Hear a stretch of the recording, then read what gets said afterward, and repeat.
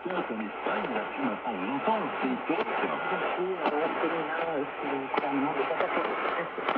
On régularise maintenant 500 000 euros.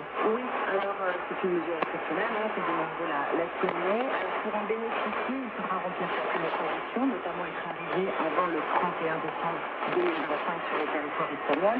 Il faudra pouvoir justifier d'au moins 5 mois de présence sur le territoire espagnol et ne pas avoir de casier judiciaire. Alors le gouvernement a toujours défendu les bienfaits de l'immigration, mais surtout d'un point de vue économique, évidemment.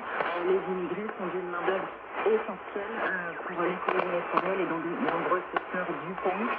Et c'est une main-d'œuvre nécessaire pour faire face notamment au vieillissement de la population, comme dans tous les pays européens. Il y a énormément de travailleurs étrangers en Espagne.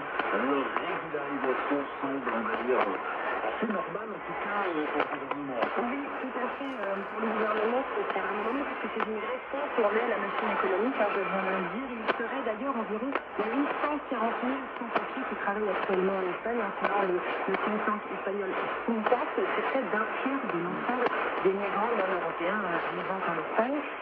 Pour avoir d'autres chiffres, d'après l'Institut espagnol de la statistique, en 2022 et en 2023, les étrangers ont représenté près de 80% des nouveaux actifs en Espagne. Cette main-d'œuvre, je vous l'ai dit juste avant, est essentielle dans de nombreux secteurs, notamment l'agriculture, la restauration, la construction, l'hôtellerie aussi, dans les domaines plus particuliers comme la garde d'enfants et les ménages. On sait qu'aujourd'hui, le pays compte près de 5 millions d'étrangers, c'est 14% de la population. À noter que ces 500